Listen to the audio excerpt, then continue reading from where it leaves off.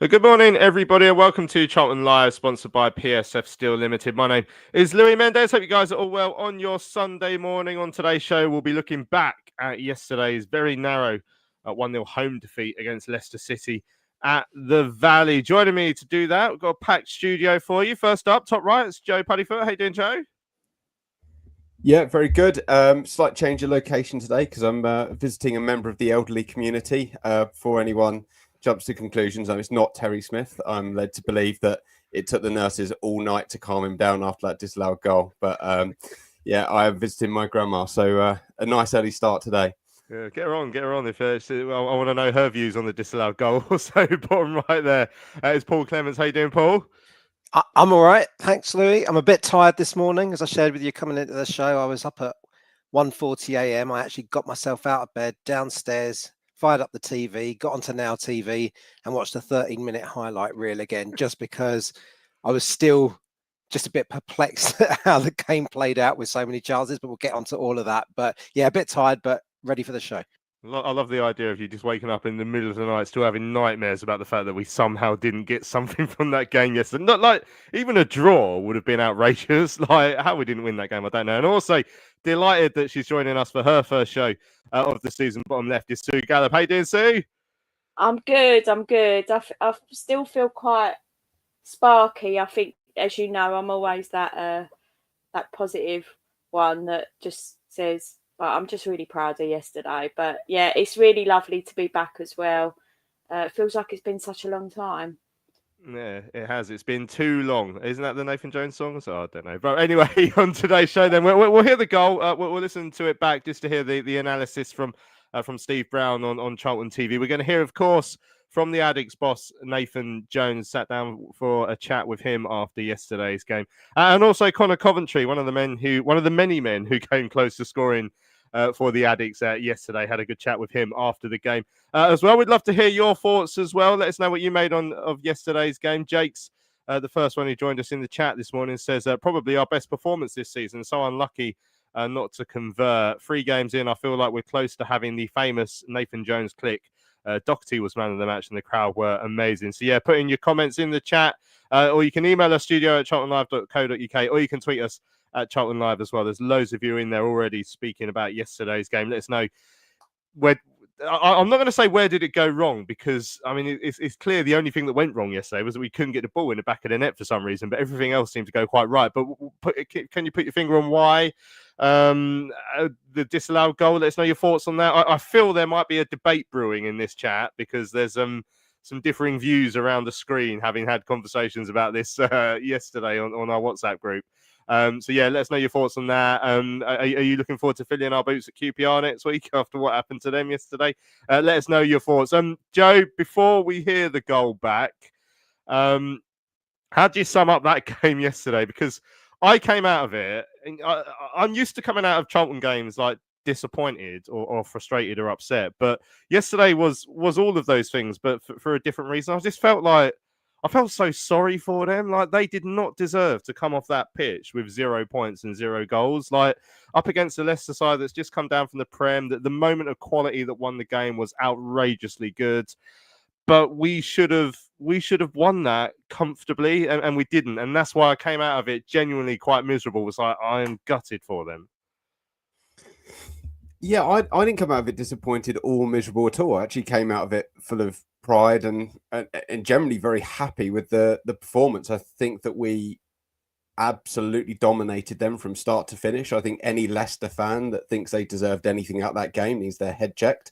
That includes the man at the bar in the river yesterday who thought it could have gone either way and was a very easy game. Perhaps I should have asked his guide dog for his opinion instead. But you come out of that and you can't help but think that's a performance that shows we are very, very, very welcome and very comfortable at this level. The difference between the two sides for me yesterday was a little bit of Premier League class and a lot of Premier League tomfoolery, where as soon as you got within half a yard, they threw themselves up in the air and went down easily all over the pitch. And that was my thoughts for the free kick that relieved the pressure that led to their goal. You know, the guy had absolutely no intention of going for the ball and threw himself down. It's a bit of my opinion on the disallowed goal as well. And I think that was the only thing that Leicester can say they did better than us was rolling around very effectively. So if we play like that all season, and if we played that game 20 times in a row, it's the only one we'll lose. So if we play like that all season, you're going to be in a very, very good position. Whether you can maintain those standards, that's the big question, because that's an incredibly high standard to set. But yeah, you can't be too downhearted. Simple things like if Gordon was there, we'd probably take all 3 points because they will have sniffed out a chance or two to convert. But you really are nitpicking, and certainly over the years we have smash and grab teams left, right, and centre. And I always say that performances dictate where you end up in the season, because if you play well enough, often enough, you'll pick up the 3 points. So yeah, I just really, really happy, and I can't wait for the next game. Can't wait for Tuesday. Excellent stuff. Well, let's have a quick listen back to the goal then from Charlton TV. Brownie was alongside Greg Stubley. It's Fatu, opportunity to take on Edwards. He's got space to do so as well. Fatu cuts inside, goes for goal. It's a wonderful strike that beats Kaminski. Couldn't do anything about that. That is absolute class from Abdul Fatu to give Leicester the lead. Yep, and that probably was the only downside to the dominance that we had, that we hadn't breached their goal. We didn't double up on the inside, we didn't show him down the line, and he has been their outball, he has been their spark, he has been the one player that's caught our eye, and it's the only one. Well, even then I'd say we did get on top of that, but this is what you tend to find with Premier League sides that drop down. They have individuals that can do something in a flash that turn a game, and in Fatu we've just seen that. There wasn't a lot in that. He drops his shoulder from right to left, and the shot has utter precision that leaves Kaminski with absolutely no chance in the Charlton goal. It's massively against the run of play. They don't deserve it. However, that's a bit of individual brilliance.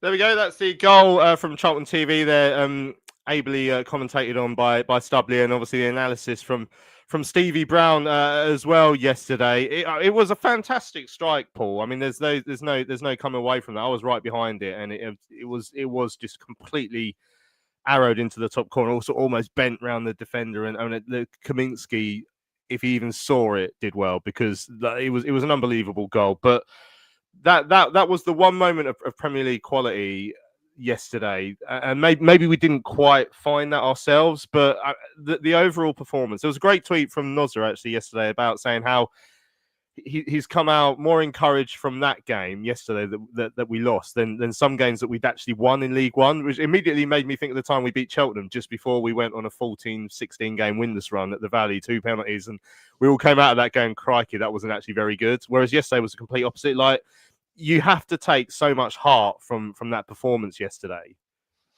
Yeah, huge amount of heart, and I'm really optimistic for the season. I mean, we've spoken about this over recent shows. I mean, we're still clicking. I mean, we're moving up the gears. We're not the finished article at all. We've got a lot of new players being embedded in this team who are finding their feet, and to be churning out consistent, strong defensive performances and they're not giving a quarter to the strike. I mean, it took that amazing strike yesterday to concede our first goal in the league this season. And it says it all, really. If you've got that solid foundation and you're starting to really get a bit more of a grip of the midfield, and I felt yesterday was the best game this season that we did that. I thought that Doc and Coventry were absolutely amazing in that central midfield area.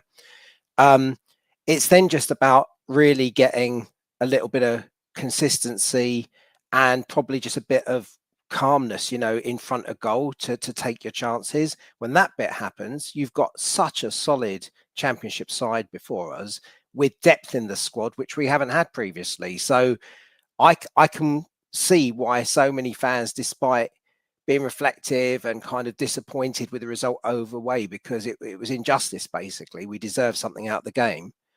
We can look forward with both pride and also enthusiasm, because Nathan, again, is serving up something that we can be really excited and proud about this season. And that's regardless of what results. You're going to get ups and downs. Again, we'll speak about that throughout the season. You're going to get ups and downs, but it's just the ingredients of this team and the squad. It just feels so good right now.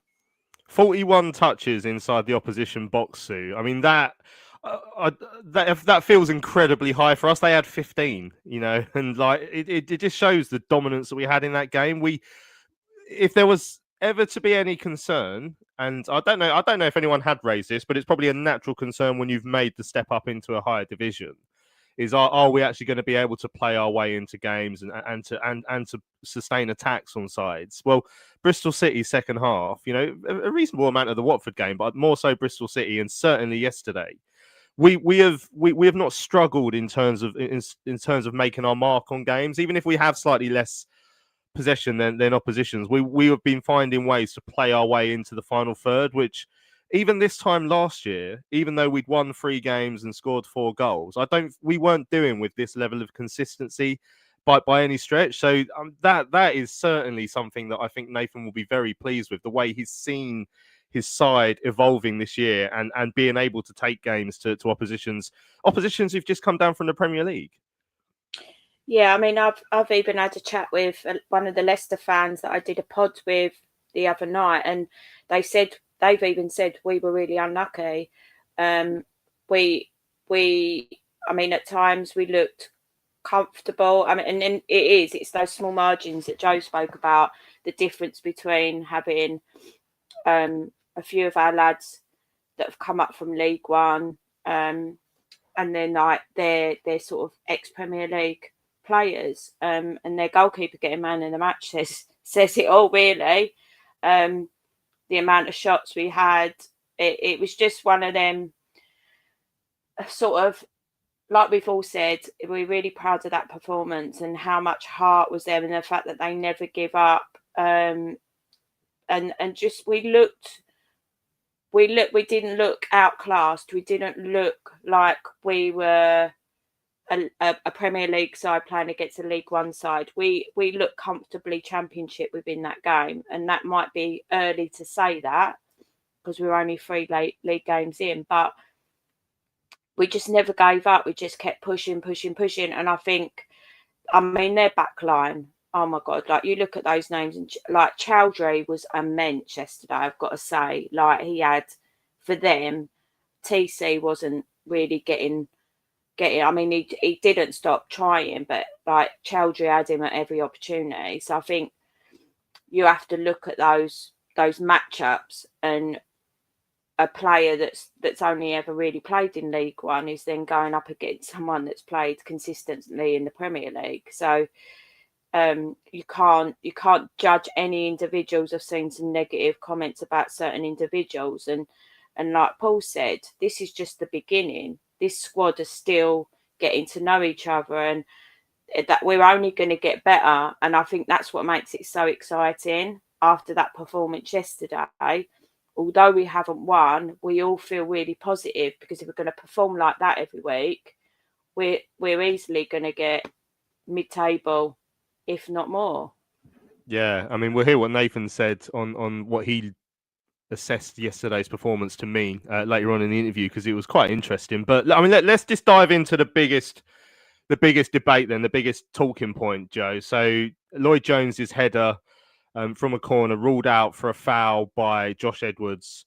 I think it was on a Coley, if I remember correctly. But let's have your opinion on it, Joe. There's Nathan Jones certainly thought it wasn't a foul. Joe Puddyfoot, what's your decision on that? Yeah, sorry to bring up Terry Smith again and sound a little bit like him, but I think it's incredibly soft to disallow that goal. For me, the contact was first by the Leicester player on Edwards. The Leicester player had absolutely no intention of going for the ball or challenging for the ball at first. It was just about Edwards. He threw himself up. His direction was up, so it's a dive for me to highlight the contact. Yes, perhaps Edwards should have been a bit smarter and let go, especially after they'd got so many easy fouls at corners. But if you look at the corner highlights in general, that's what the Leicester players were doing throughout corners. They were making contact, pulling shirts, dragging players, losing the physical confrontation. And once they'd lost the confrontation, they were going down and over-egging it. So for me, I don't think there's enough there to rule out a goal. It's very, very clever play by the Leicester player in terms of the action. But if the referee hadn't blown it, went to VAR, I don't think they'd be chalking that off as a clear and obvious error for not awarding that as a foul. So I think that we can feel very, very hard done by. And we're just going to have to be a little bit smarter, though, in those areas. When referees are penalising for the types of contact that we need to play smarter at both sides. We probably need to go down in the same ways and over-egg it, which Edwards did a couple of times yesterday to win fouls. But we also need to be a little bit smarter with how we take that contact and make that contact to make sure the referee doesn't have a decision to make. But yeah, I do. I'm more on the Nathan Jones side on that one, but I know somebody is ready to tell me that I'm completely wrong. I've watched it back from a few angles. Okay, I've watched the official Sky angle. There's a good one, Paul Davenport from behind the goal from his angle, which gives you a little bit more. And then there's another angle I saw as well. And Josh has his arm around the Leicester guy's neck, and I think the second you're doing that, you're asking for trouble. I don't think the Leicester guy had his arm around Josh at any point. He was certainly jostling. There was a bit of that, and he certainly went down. There's no, like, Josh did not throw the man down. He went down to exaggerate the contact, but that's the way. I mean, Jake said, I sit behind the goal, and Edwards had his arms around their man's shoulder. The only foot or hands in this situation he put wrong. Any other decisions, I agree, the ref was too quick to blow. I mean, Paul, having seen it back, what was your initial thought? I mean, at the time, I had heard the whistle before it'd gone in, so luckily it wasn't one of those ones where you're up and down for 5 seconds celebrating before you find out it's been disallowed. But I didn't know at the time what it was for, but having seen it back, I think I can understand why it's been disallowed. The annoying thing is, it happened. That was maybe the third or fourth corner that we sent over and the referee spotted a foul. So we were aware that the ref was looking at these sort of things. So we have to be careful because, I mean, those set pieces are a massive weapon for us. We don't want to waste them by giving away fouls. I absolutely agree with that, Louis. I mean, at the time I didn't know what had been disallowed, and you get that sense of frustration immediately. The ref's awful, etc. But having watched it back now multiple times, like when I got back home, and then again 1:40 a.m., I'm convinced that Caleb Acoli is an Italian-born defender. He's a Vicenzan. He was brought up in the Atlanta Academy. He's played at under 21 level. Italian defenders know the dark arts of defending. Italian defenders have been incredible for decades.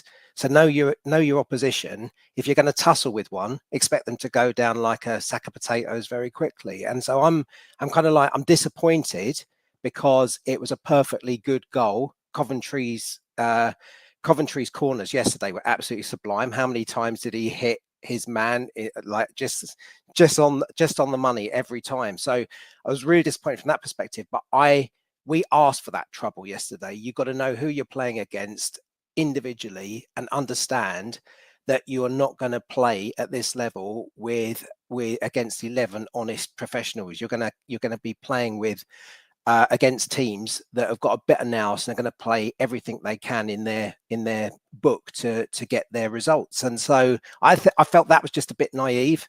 And he definitely did have his arms around his neck, no doubt whatsoever. So even if it probably wasn't enough to drag the player down, Okoli felt it, and that was an easy give. And if the ref's got the line of sight, he's going to blow up every time. So really disappointing. But equally, and we probably forget, there were a whole host of fouls that he gave at the other end when we were defending corners as well.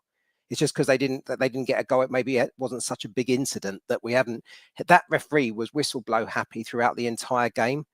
And so again, at this level, unfortunately, it would appear we're not going to get a great, upgrade in skill set and experience of these refs to help us in games. We're going to get the same sort of service as we had in League One over recent years. And I think we've just got to be aware of all of that. And as Joe said, we've got to play that to our advantage as well. So and Danny Hilton, I would say he's one of those, very experienced, fantastic strikers in the game that you just know have got the dark arts in there. So let's play to that advantage ourselves sometimes. And if that feels a little bit dishonest, who gives? To be honest, we want to win games. And if we have to win a bit ugly and play on the ineptitude of referees, so be it. That was one of the things that made me laugh yesterday when Ramsey stuck one on the 16-year-old on Monga. He obviously very exciting talent that Leicester have got there. But I mean, Ramsey's not going to take any prisoners, and he sat him down, and I think he stayed down hurt for a bit. And then Ramsey was like, "Well," just wandered off. And then Jordan Ayew came over and was like demanding Ramsey go and apologise to the little boy he just kicked. And he was like, "No, it's like I'm not being funny. It's just senior football. If you want to come and play with the big boys, he's lucky Danny Hilton wasn't on the field of play. He would have kicked him. Like these are the dark arts that we have to be able to do." Mark said, I said at the time that it was a foul. I think Edwards was a bit naive. I sit in C block and it was a foul all day. He did make a meal of it, but it was a foul. Honesty was something that Nathan Jones brought up yesterday, Sue. Do we need to learn to be less honest? Or were Leicester players? Were they? I think the accusation is they weren't particularly honest. Is that something we need to add to our game? I feel like it's something we certainly saw some of from us last year. Not necessarily like diving or going down easy, but being a bit nasty, like playing up to crowds, all that sort of stuff, which I don't mind at all. Surrounding referees, that sort of stuff. Is that something we have to improve on? Is that something we need to add to us?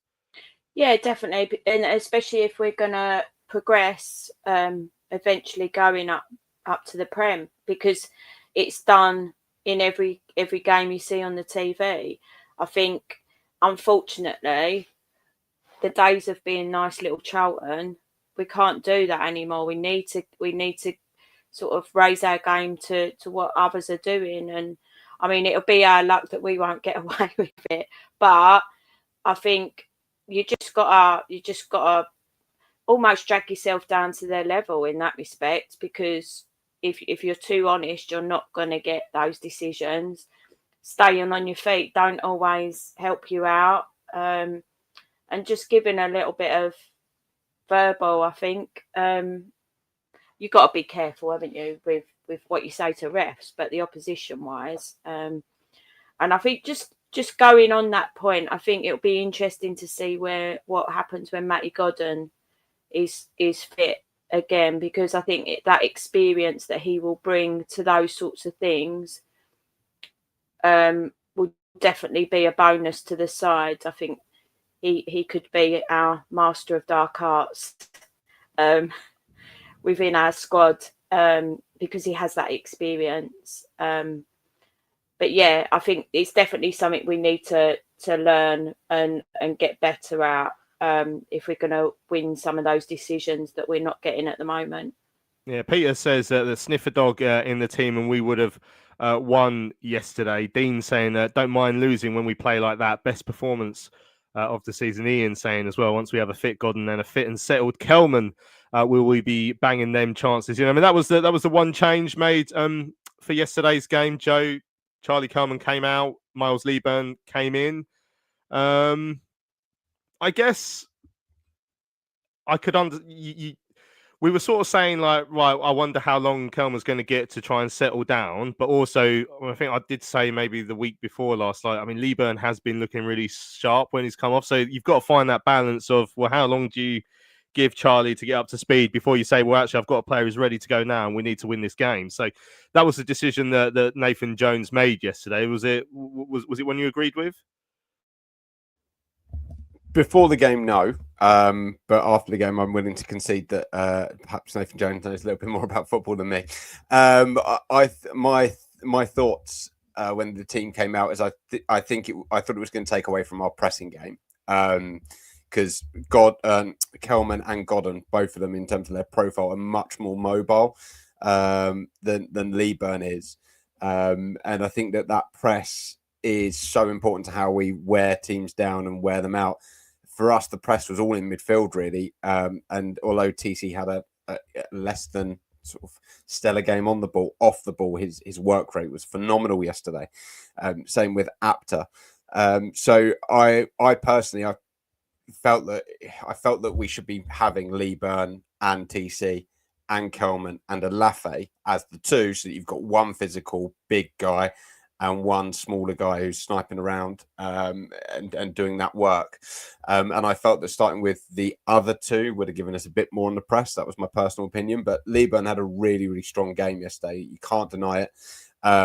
In general, the plan worked overall. And if you look at it sort of bigger picture, what it does give is Kelman 60 minutes minimum on Tuesday against the lesser opposition to get the minutes into his legs and potentially get a couple of goals to get him off and running.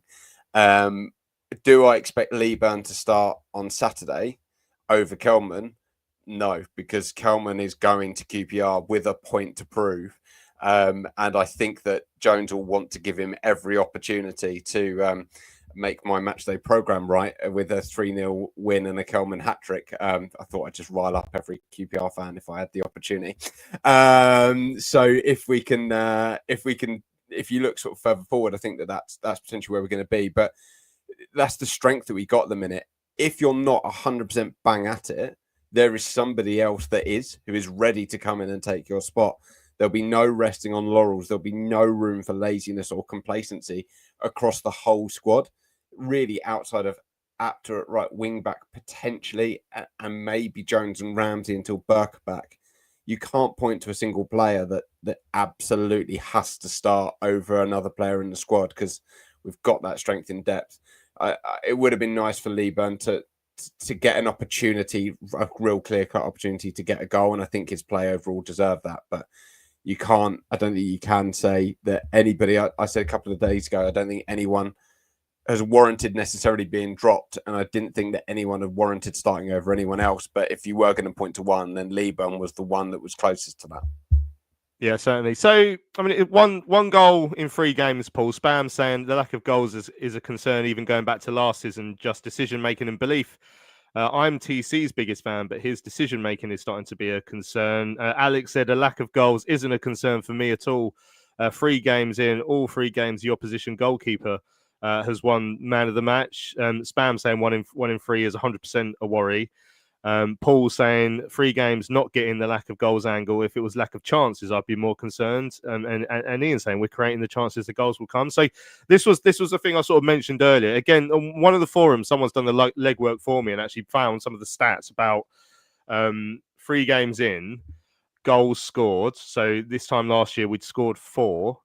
Because we beat Bolton 2-0 after a couple of 1-0 wins. Obviously, this time we scored 1, but our shots this time around, I think, was almost double. Our XG is a lot higher this time around. All the stats are pointing at us looking better going forward, just somehow scoring only 25% of the goals we had done at this time last year. It's a tiny sample size. It's 3 games. I'm not majorly concerned. I said it after the game last week. I think we look a better side going forward already, and this is with a step up than we did last year. It just has to click in terms of in front of goal. It will be, TC will think he should have done better with the header towards the end. The keeper save from Conor Coventry's shot from outside the box was a fantastic save. But obviously, you wouldn't count that as a good chance. That's just a great hit. On another day, we scored goals yesterday. I don't think if we're 10 games in and we're still struggling for goals, I'll be concerned. But the amount of chances we're creating, it says to me that the goals will come. I think that's right. I mean, TC keeps on cropping up, but I think we're losing. TC had such a strong season last year and was such a great step up with the strength added into his game and the fact that he was running circles around a lot of defenders, that we've probably lost a bit of sight that he wasn't prolific. I think he got 7, maybe 8 goals last season. He didn't kind of break a 20 goal barrier in League One. So looking at him, I put him kind of to one side. His role in the side is to really unsettle the defenders, create a few opportunities for himself, but really to drag people on him. You want 2 players having to mark him because he's so tricky, and that creates space for others. I think the point this season compared to last season, regardless of what the stats were, is that we've just got some strength in depth in terms of more prolific strikers. And we're yet to see whether Kelman can step up to the Championship, because he didn't do it at QPR, but I don't necessarily think QPR as a squad team and turmoil within clubs, etc., means that that's a very good barometer. He certainly did it at Leyton Orient and scored an absolute hatful. We know Godden can do that too. Lee Byrne, again, if he hadn't had as many injuries over recent seasons, I think he would have been comfortably into double figures the last couple of seasons.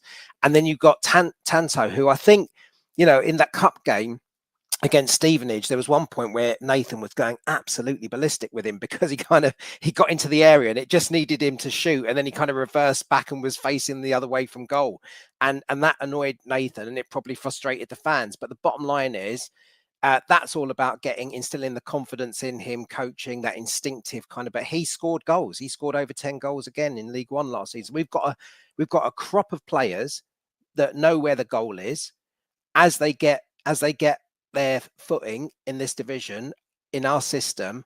I think the goals will start to come through without a doubt. And I think none of us can lose sight of one important factor, which is that Nathan, again, as he did last season in building our foundations, has focused on making sure in the early games we are absolutely defensively solid. It's not all been free flowing, etc. We've made sure we are defensively solid. And if you've got that foundation to build on, I'm really confident that some goals will come, and we'll hit somebody for 2 or 3 before long. I'm just not convinced it will be QPR, them having been tonked by 7 yesterday, and we'll come on to that, I'm sure, a bit later. Yeah, I mean, I've seen a few people saying that QPR will react, and you'd expect that, but at the same time, I mean, they're so bad. Even a reaction for them would be like, oh, we only conceded 4 this week. That's a bit better. It's interesting. I mean, Mark made a similar point about.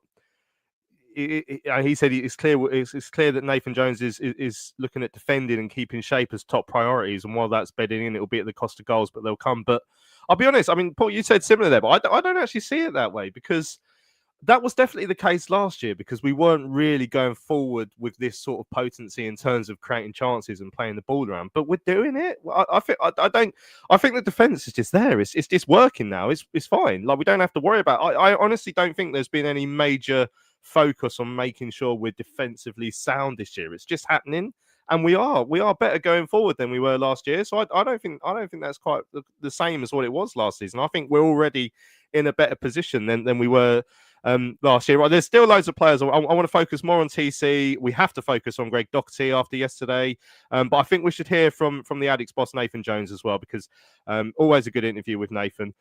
These are his thoughts on yesterday's very narrow defeat against Leicester City. Nathan, it's a defeat by the narrowest of margins today. What did you make of the game? Thought we were dominant. It took a 1 in a million strike to win the game for them, but from 30 yards. But we had just so many opportunities to have got something from the game, and if we'd scored, I think we'd have gone on and won it. But that's the lesson. They're ex-Premier League. He'll end up in the Premier League in a week's time. And apart from that was the only difference. But I mean, it's hard to be disappointed. We've lost a game, but it's hard to be disappointed with the level of performance, because if that was 5-1, that would probably been a fair result.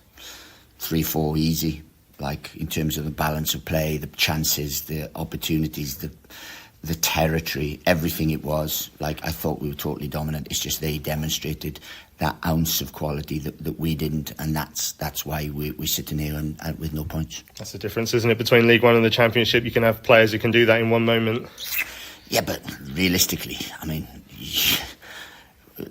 our goalkeeper, their ex-Premier League side, players they got, Monga, all the quality they've got in the side, and they had to score from 30 yards. So that means the level of performance was outstanding. We have created enough chance to win a League Two, League One and Premier League game there.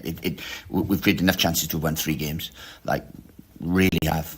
Then the disallowed goal is, I could get myself in trouble, is an absolute travesty. Like, I don't get it, like what they see. And then there was an honesty about play that I didn't feel they had, because that led to their first goal as well. So I'm disappointed, but I'm so proud of my team, because if that's our level, then I'm excited about what we can achieve this season, not just about finishing in the league. I'm excited about what we can do. I haven't had a chance to see the disallowed goal back yet. Can you tell us what happened in that situation? I can use any adjective you want to disallow the goal, but well, it's fairy tale, it's an absolute fairy tale, because I don't know where to look and where to think. But we caused them so many problems from set plays. That was another one, and they were released from jail by an individual that I just can't comment on. The amount of chances you've created today, it doesn't feel like the goals are going to be long in coming. Well, look, we have to recreate that level of performance, because if you recreate that level of performance, then, as I said, I mean, that was dominant. Against an ex-Premier League side, we were dominant, the territory, the way it was. And they had to score from 30 yards on, 1 in a million strike. They had to do that today, because I couldn't see them scoring. And then we were constant in our play, constant in our press, constant in our play, constant in putting a box under pressure, whether that was from free play, set plays, all sorts. And to be fair, look, they've had to block shots, they've had to defend really well, so credit to them. But if we had just had an ounce of quality today, and if someone did their job today, we'd be having a different conversation here today. It's the first home defeat since December. I can't imagine there'll be many more if you play like that again. Well, if that's our levels, then I'm excited. But I have masses of pride for the performance today, but I'm seething at certain elements of what happened in that game today, and that's what I've got to be very controlled at, because I can get myself in trouble. Is there a difference between the League One and the Championship in levels of that sort of stuff as well, then? What stuff? In terms of the honesty of the players or anything? Or? You tell me, we'll see. I mean, today, minimal contact, lots of falling down, and then there was a facilitation by someone to allow them to do that, and that's what I was really angry about. There was a lot of, they felt that our physicality and our aggression and how we pressed and stuff was something that they didn't want to do, and then that was helped out. But look, I'm seething that we didn't get something out of the game. I'm really proud of the performance, because if those are our levels, then I said, then we're in a really good place. Just the one change before with Charlie coming out and Miles coming in. What's the thinking behind that? Tactical. Miles has been outstanding in training, and I thought he probably had his best game for me today. I know that, considering the level and where he was, I thought he was truly outstanding in his play today. And that was a decision. We've got real competition here. People have to keep with that level. There's no automatic choices, and everyone has to compete. And I think you need to look at the standard we're setting at the minute. I'm very proud of the group and how they're doing. And today, I'm just disappointed that we didn't get what we categorically deserved today. But that's the Championship. Just finally, just a quick look ahead to Cambridge. Will be a chance to try out some more members of the squad again? Yeah, look, to maintain our levels, you have to use your squad. We've got a very good squad, so we'll go in and try and win a game, and we'll be, it'll be a very difficult game. But look, our priority is the league, but we'll go to Cambridge and try and win a game like we always do. PSF Steel Limited is a trade supplier of steel fabrication and erection services to the new build, construction and refurbishment market in southern England. With their unrivaled depth of experience, they excel at providing their customers with high quality and cost-effective steel fabrication solutions. Their customers include national and regional house builders, such as Barratt Homes, Bellway Homes, the Vistry Group and Taylor Wimpey. They pride themselves on their service-based ethos and commitment to customer service excellence, which includes full technical backup and on-site services and support. If you would like more information, go to www.psfsteel.co.uk. That's www.psfsteel.co.uk. Hello, fellow addicts. I'm so excited to tell you all about our micropub, the River Ale House. The River Ale House is based in East Greenwich. It has 6 Pub of the Year awards, an ever-changing selection of amazing beer. It's owned by Charlton fans, walkable to the ground in just 20 minutes with buses that go direct to the Valley too. If your matchday routine includes a drink with your friends, you must join your fellow addicts in the river. See you soon. Right, welcome back to Charlton Live on your Sunday morning. Just heard there from the Addicts boss Nathan Jones after yesterday's extremely narrow defeat against Leicester City at the Valley. He was very proud of the performance, Sue, as we heard there. And I mean, the comment about if that's our level was I'm excited about what we can achieve this year. He was hinting at, I don't know, is he hinting at that we went toe to toe with Leicester, therefore we might win the league? He's certainly implying that from what he's seen so far, and he feels confident with what we can do this year. I feel from what I've seen so far, there's absolutely no chance we're going to be in the relegation battle. I just can't see us that. But Nathan was hinting at more, I think. Yeah, and I think that's just his mindset. He's very sort of focused, and you want to achieve the best you can achieve. And I think if he says anything less than that, then what are the players buying into? You need to set your targets as high as you can. And I think we've shown, I know it's only 3 games, that we're more than capable in competing in this league and achieving, whether that's, like we've said, mid-table, even getting in the playoffs. There's, I think what's really, really positive as well is the strength that we've got coming off of the bench. So all players are going to raise their game naturally because they know there's someone just as good or better on the bench waiting to take their place. And again, that's not something we've had historically. So I think we're seeing players like Doc. Doc was immense yesterday.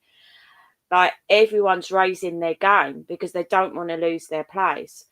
So with the new guys coming in and some of them not having had a pre-season, once they're at full strength, how exciting is this team going to be? Like, I can see why he's so excited, because I feel it myself as a fan, that you've got players like Harvey Nibbs on the bench, Joe on the bench. Like, it's just, we've got so much depth in and strength within that squad, as well as more new, like, of our younger lads coming through, having signed sort of new pro deals that you think we've really, I think this is, we said it last season, this is the start of something really, really special and exciting. And I think we're seeing that earlier than I thought we would in the Championship, actually. Yeah. Right, Liam says it's clear that at this point, to beat us, you need to score a 25-plus yard worldie, and their keeper being man of the match. Yeah, I'm Sam pointing out as well. Shows them the keeper's getting man of the match. Shows how well we're doing. It says Doc had his best game as well so far. I thought he was excellent yesterday. Greg Docky, unlucky not to score. You know, I might just very quickly just go through the list of the entire team and then just add unlucky not to score next to their name, because other than Thomas Kaminsky, who didn't seem to want to get involved in the attacking for some reason, pretty much everyone was unlucky not to score at some point yesterday. But yeah. I think the first game, you remember, you obviously had a few moments in possession which left a bit to be desired. But actually, even in that game, he landed on a couple of bits in midfield and was involved in the winning goal. At Bristol City, I thought he was good, and yesterday I thought he was excellent. Greg Doherty, Joe, what did you make of him? Yeah, I was pretty critical of Doc after the first game. I know that in your pod yesterday, Rich Cordy referenced somebody who had potentially suggested that JRC should come in instead of Doc. So that'd be me. So nice to know he's listening. But overall, I felt yesterday he showed his quality. He didn't look off the pace. He looked completely on the pace. He was all over the park, getting in important little blocks. His distribution was really strong.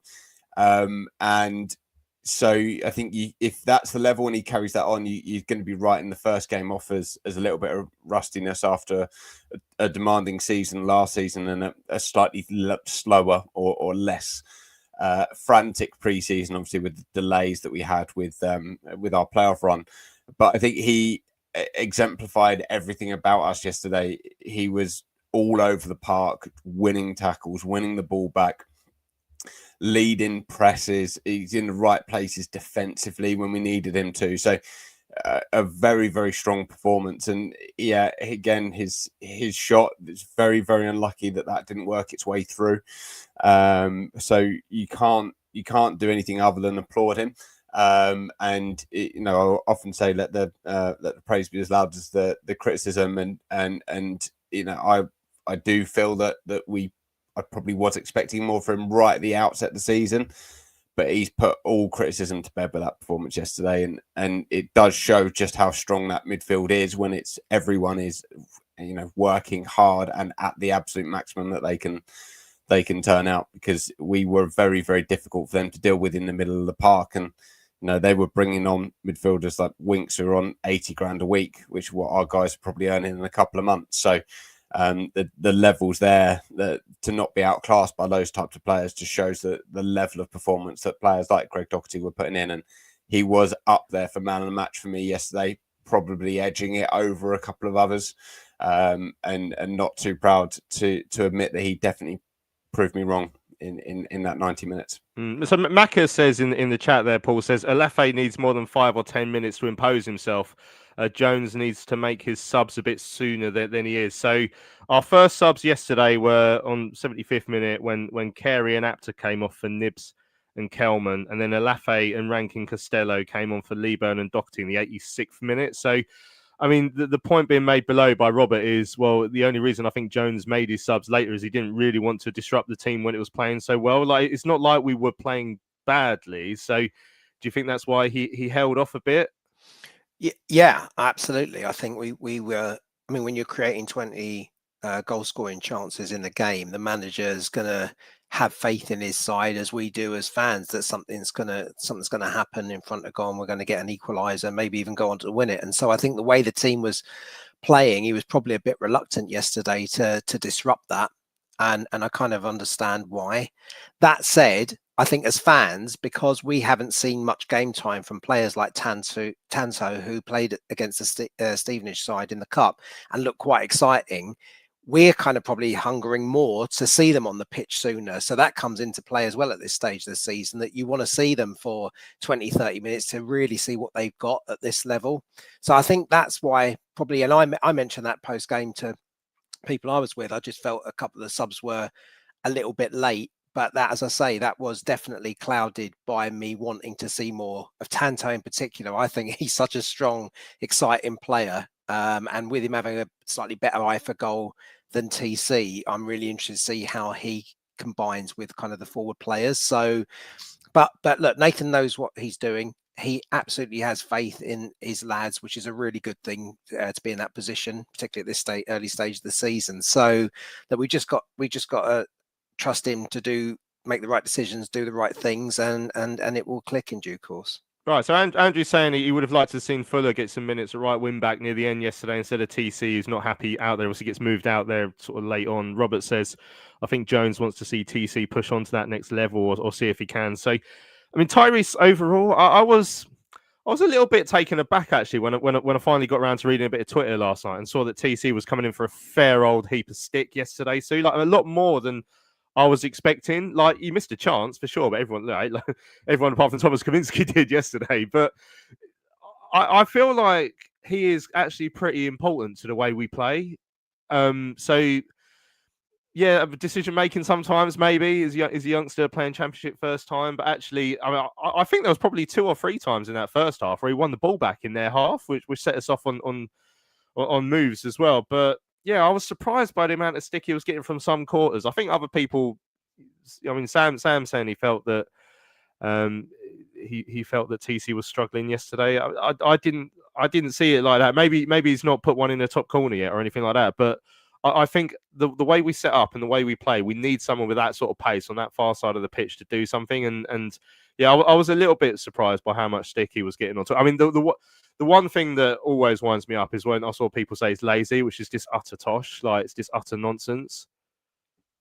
Yeah, I think those comments were really unjust actually, and like I think Paul touched on it earlier, you need the TC in your side because he draws players out. So he's always, if you watch, he's always got consistently 2 players on him whenever he's got the ball at his feet because they can't deal with his pace. And I think some of his decision making may be a little bit off, but he's still young, he's still learning, and I mean he's stronger than he's getting stronger in terms of his bulk and everything. And I think he's got so much more to come. And I think if you start to mess around with dropping him, what will that do to his confidence? I think having him in the side is so important because, like we've already said, like the product is going to come with learning off of older, experienced players. And I think our expectations of TC are so high because of what we've seen. The Championship is a different level completely. So I think he's going to learn, he's going to grow, he's going to get better. He will start to make better decisions when he's got the ball just outside the box. But again, he's being marked so tightly with not just one player but 2. So I think anyone would struggle with that.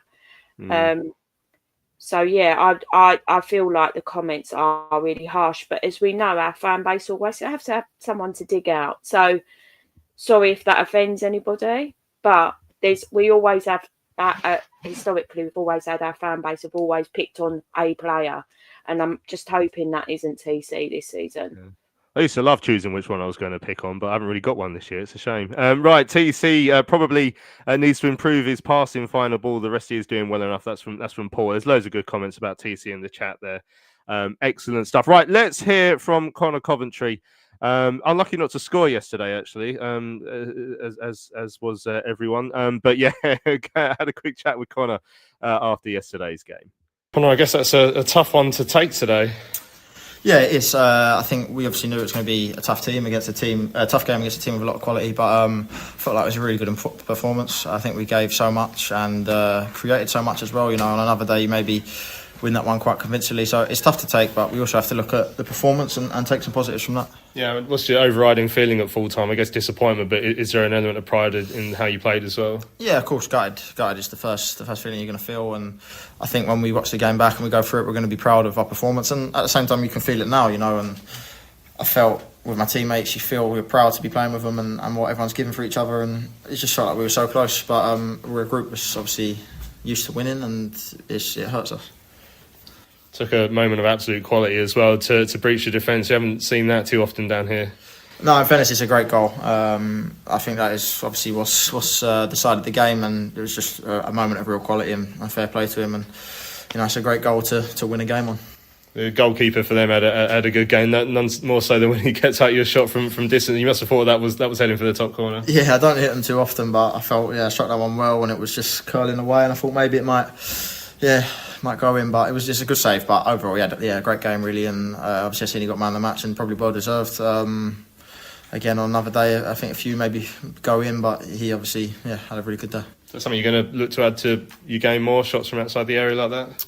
I don't know. It's not something I've consciously really thought about. I just saw the opportunity and took it. But just obviously, if it can help the team, it's something I'd like to do. But first and foremost, I just want to help the team and do my actions. It's obviously one goal in 3 games scored, but when you're creating chances like that, it feels like you're on the verge of getting a few more.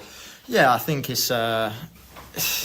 I wouldn't say anyone's worried about that. I think it's obviously you come back to the season, you're not maybe fully in your flow yet in front of, and that's the hardest thing to do is score goals, and that'll come. I think when you look at this time last year, we scored a few more goals. We probably didn't create this many chances, and we're probably we definitely are a lot further along in our process than we were this time last year.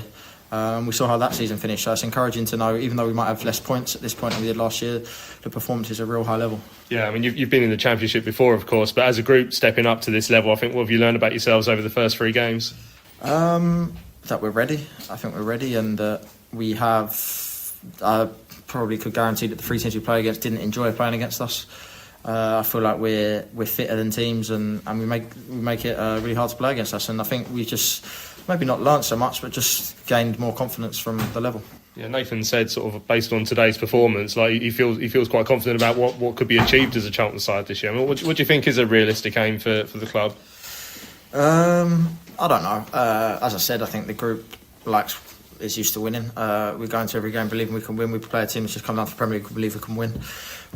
So I wouldn't be maybe the one to talk so early about what we can achieve, but I know that we go into every game expecting and wanting to win and believing we can win. So I think over the course of the season that can bode well. It's finally the transformation of the club since when you first arrived, obviously towards the end of Michael Appleton's reign to where it is today with the big crowds, Championship football. I mean, it's been one hell of a ride. 100%. I mean, this is what I hoped would happen when I come here, and when I first come here, it maybe didn't seem like it was going to happen. For a little while it was tough, and but this is what this club's all about. And like the fans today. I mean, they scored. You hear the Leicester fans cheer, and their cheers then drowned out by our fans singing after they just scored, and it was incredible. It's a joy to play here and to play for this club as well, and I think we're going in the right direction.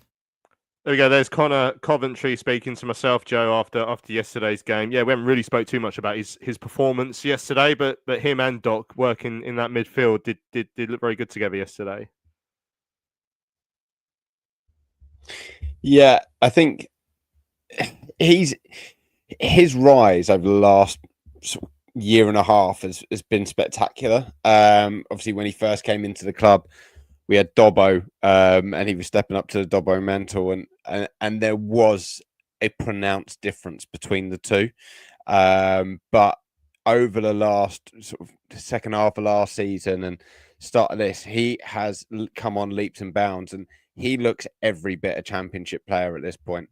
There was times yesterday where his incisive passing was just causing them all sorts of problems, and I saw he did a couple at Wigan in the opening game last season, and then seemed to just not do any for ages after that, and it was driving me insane because he's got it in his locker and he wasn't finding ways to get it out, but somehow at Championship level he's seeming to find the space and the time to do that, and maybe it's because he's helped by having some better attacking options around him to find, but in both boxes, he is making a difference for us. He's so good defensively.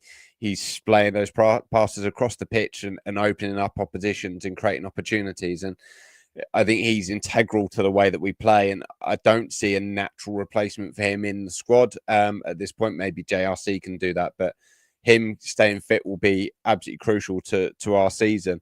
And the only time that he got caught out yesterday and someone got on the wrong side of him, he made sure that he identified the fact that that person had got past him by giving him the most outrageous 30-yard cuddle that I think I've seen on a football pitch for a long, long time. It's the most deserved yellow card in history. But that desire to be like, right, okay, I've come unstuck here, but I'm not going to let the team go down and be facing an attack. I'm going to take the punishment, the yellow card, and take it on the chin, and they make sure that we're set up to defend this properly. Just shows that he's committed to the cause, and he's certainly a player that you would want in the side. I think if you were a Charlton player, you'd be looking to him as one of the first names you'd want on the team sheet. Excellent stuff. Right, a couple of emails came in. McSquared said we all expected Leicester to be another step up in class, and that's exactly how it panned out. He's talking about how we had to be beaten by a wonder goal. On the balance of playing chances, we were definitely worthy of at least a point. But yeah, he's pleased with the way we matched him. He says under Nathan, we're becoming a very difficult side to beat.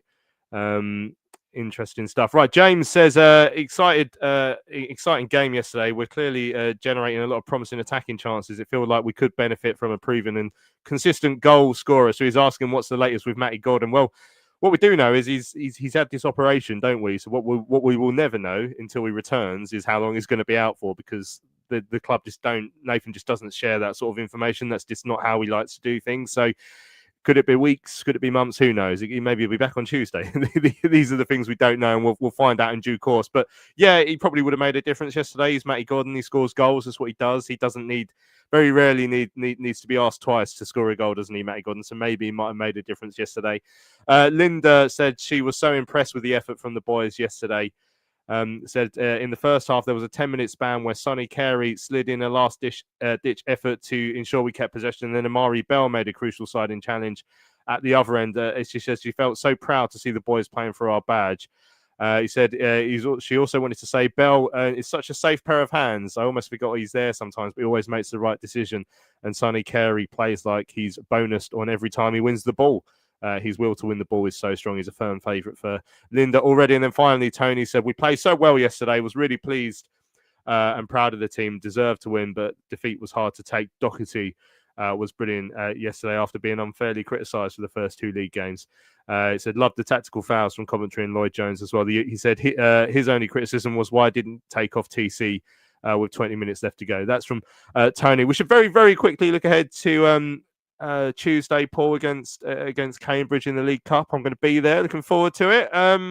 Who are we starting? Who are the players who haven't started yet who need to prove their worth for the QPR game, so therefore have to start on Tuesday?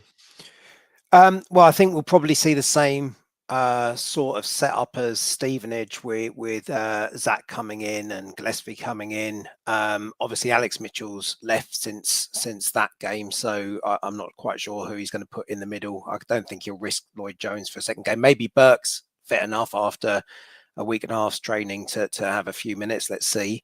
But it was referenced earlier by Joe, and this is kind of what I'd hoped. And I think I said this in a previous pod.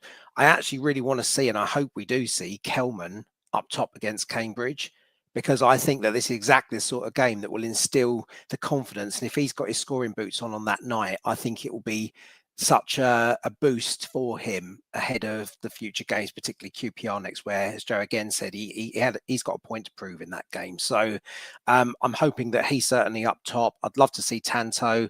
Rankin Costello, I think's got really good footballing feet. I really want to see him. So yeah, isn't it nice to be sat here and just thinking about the whole squad changing up, but being excited to see the players play and know that you've got enough strength in depth to take a team on. So yeah, I'm really looking forward to it. I'm going, and I hope as many 100 as possible come up to make their noise, because yeah, we all are in this together. Excellent stuff. Yeah, Norman says I'd like to see Kelman start to get some minutes under his belt as well. Right, we've run out of time on this week's Charlton Live, flown by again. Even though it's a defeat, again another very positive show. After a very positive showing from the boys yesterday. Right, don't forget to hit up our merch store, charltonlive.etsy.com, if you want to buy a Charlton Live mug. Don't forget to subscribe to our YouTube channel, trying to get that number nice and up as we continue in our championship season. And also wherever else you see the pod, just hit subscribe so you never miss another episode. Joe, Paul and Sue, thanks for your time this morning. Absolute pleasure. Thanks, Louis. Thanks, everyone. Worth getting up at 5:30 for, to be honest. Yeah, it certainly was. Excellent stuff. Right, I'm Louis Mendes. This has been Charlton Live, sponsored by PSF Still Limited. Don't forget, we'll be back on Thursday, where we'll look back at the Cambridge Cup game and ahead to next Saturday's game over at Loftus Road against QPR. We shall see you then.